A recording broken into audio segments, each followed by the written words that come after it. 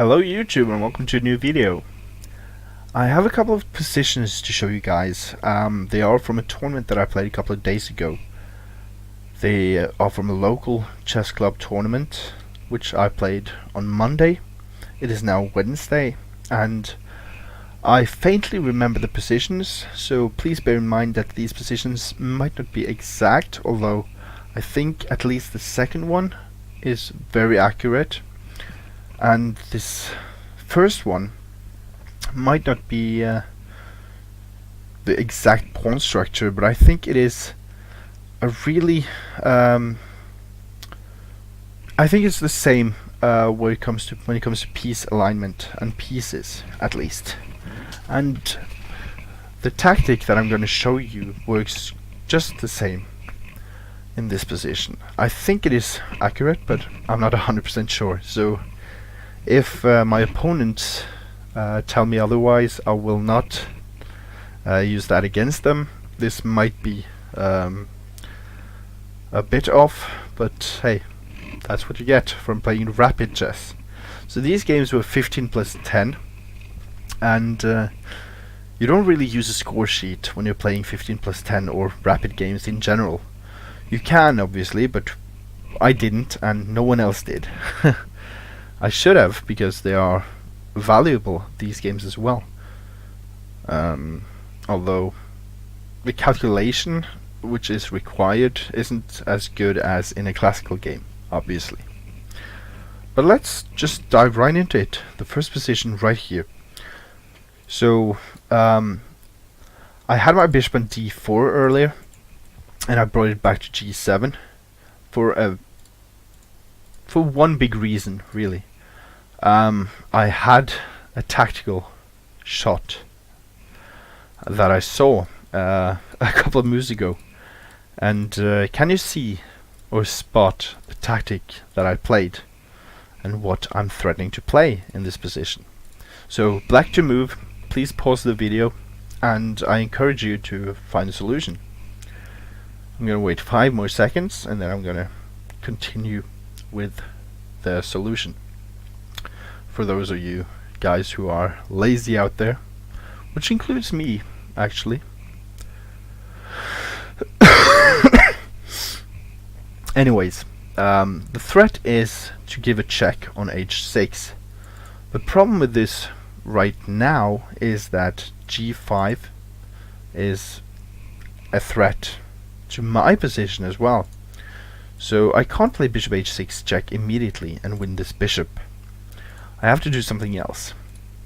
So what I did was I took on f3 and pawn captured back, and now I don't have any pawns that can interfere with my bishop. Well, obviously they can, but then I can just take them wherever they may go. And still I have this threat on the c1 bishop. And the thing is, the king can't really guard this bishop on c1. After this check, the king has to move, and that's what I saw, and that's what I wanted in this game. My opponent played really well. It's the son of the president of the chess club. He's a very young and talented player. I think he's 11 years old. The only problem he has is he's restless. He doesn't spend his time properly, but other than that, he played a very, very solid game. He brought his queen out to f3 quite early, actually, to threaten a mate on f7, which obviously I saw and I countered it, and he got some problems with his development. But after he traded queens on a3 and he brought his knight to a3, took back my queen. My queen was on a5 and I didn't really have much of a choice. I had to take it because there were too many, the pieces were crowding on the queen side here. So my queen didn't have a lot of squares to go to. So I took the queen and he took back, and this is what happened after a little while. I brought my rook to h8 and I brought it to h1 because I realized that this move might become in handy. He didn't give me any tactical opportunities earlier in the game, at least as far as I'm concerned, and he simply played a really bold but good game, because he created a lot of threats which I had to counter, and although he managed to slow down his own development, he got a fair amount of pressure for it, at least.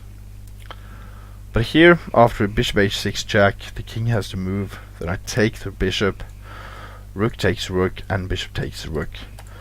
And the game went on. He played something like this, and I played a5 or something. And then I managed to take on b2. We ended up in an endgame where I gave away my bishop and a pawn for the knight, but it was still more than enough to win the game. A bit sad, because he was really lighting up when he realized that he has held this good against me so far in the game. And then after I took and bishop h6 became his realization that, okay, maybe I blundered. But still, he played a very good game. Okay, so this was the first position I wanted to show you. This was the third game, and probably one of my two toughest opponents during the tournament. My second game was against another club player, in which I was white, and my opponent had just played bishop to e6, and I had full control during the entire opening and middle game in this position, or in this game. I traded down and gave away a pawn, because I really wanted to play this endgame where his f pawns are weak and his h pawn are weak. And I thought to myself, hey, this is the fifth and final game. I might as well do some prestige with it, something like that. Going into an endgame a pawn down might be a really bad idea. This time it worked to my advantage, but I briefly went over this position, this exact position, with the computer, just letting it run for like 10 minutes. And Stockfish 10 says that this is actually a draw by correct play from black. Obviously I can take the bishop, but I didn't like the fact that his pawns would become so good. His pawn structure are now kind of weak, at least with the f pawns and the h pawn where they are right now.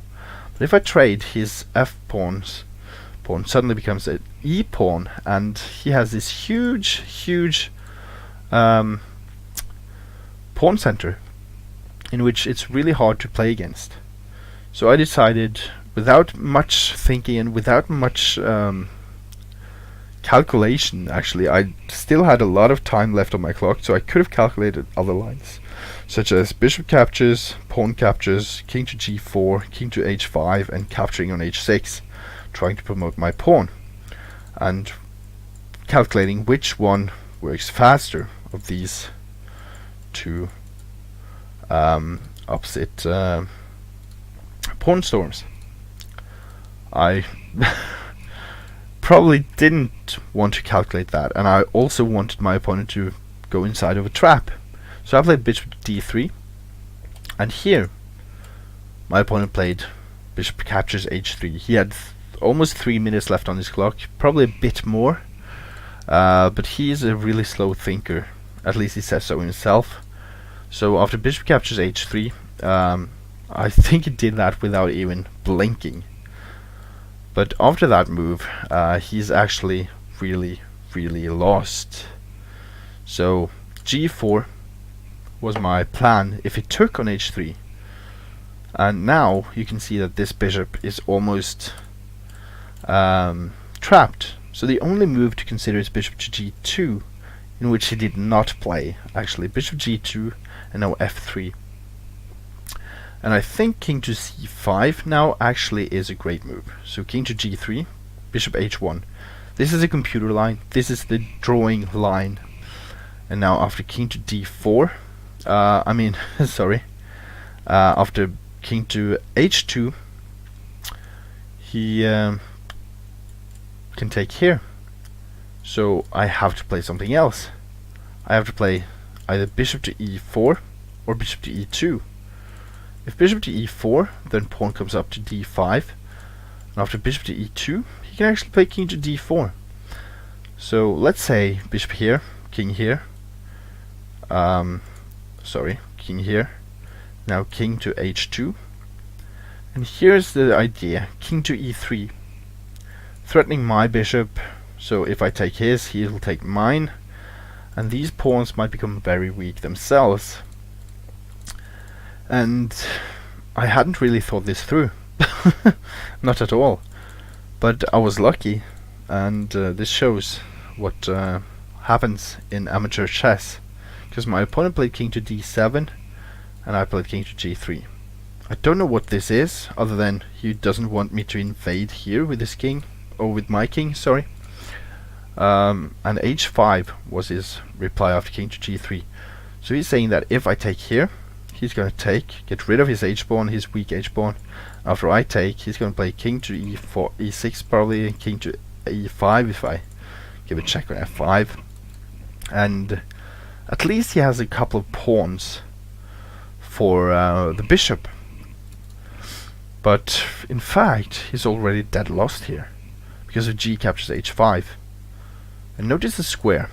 This is a square. So whenever the king can come inside of that square, it is actually not a promoted pawn. But, and here's a big but. Yes, you heard it from me first. Here's a big but. So after I took, he can't move his bishop, he has to go with his king. This bishop can't go anywhere because I take it. But this bishop would much rather go here, here, and here. But obviously he doesn't have enough time to do so because he has to move all his pawns and, yeah, stuff. So after these moves, I was threatening to promote, so he had to immediately run to catch up with my pawn.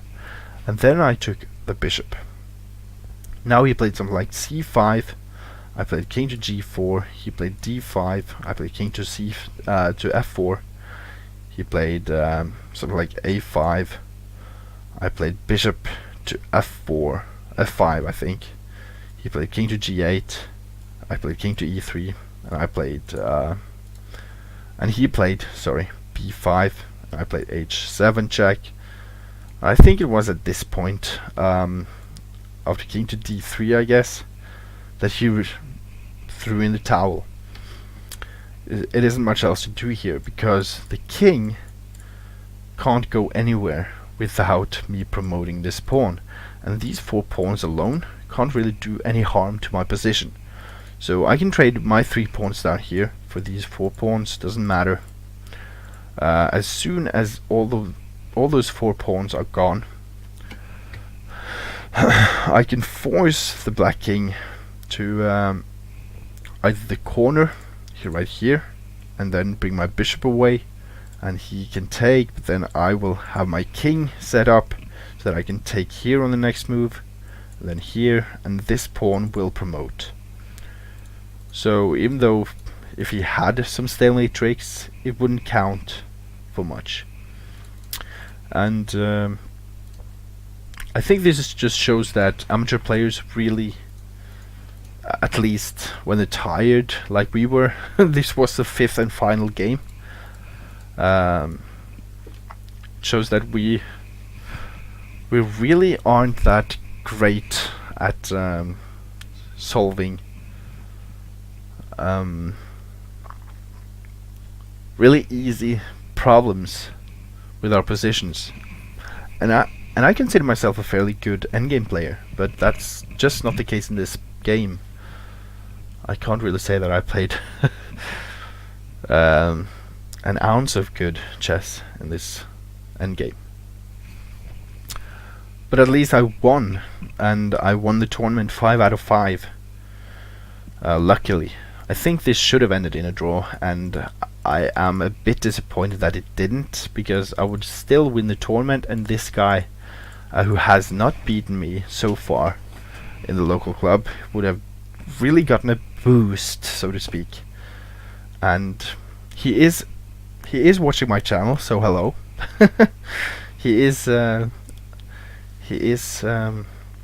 viewer of my channel here on YouTube. So if you're watching and you know you played this game against me this Monday, please click that follow button. And for everyone else, click that subscribe button as well. I'm sorry, I said follow button, but I meant subscribe button here on YouTube. That would be awesome. So yeah, I know I haven't posted many videos lately, and that's pretty much because I'm so preoccupied right now. But I'll be back shortly with new videos, and I will try to be a bit more structuralized when it comes to making more and more of them. And I think that a lot of these amateur games will help many players just to realize that maybe my game wasn't as good as it looked, or something like that. And here it just shows in this end game that I didn't calculate all the way through. I didn't go and consider multiple lines, and I only saw a concrete, easy pity threat if he takes my pawn, and he did. But I don't think that would happen in an actual, real classical game. In a, let's say, 2-hour game, this would not have happened to my opponent.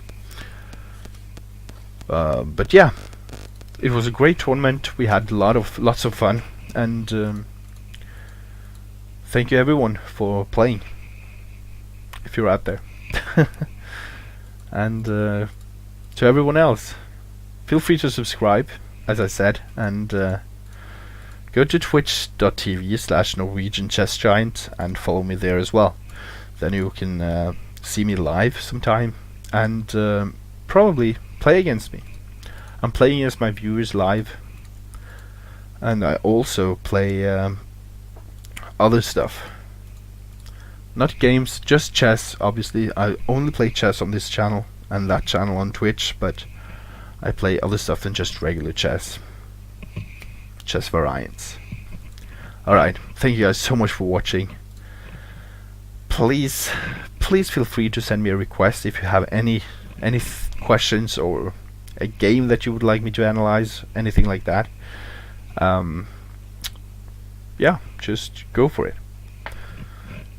Or as Shia LaBeouf would say, just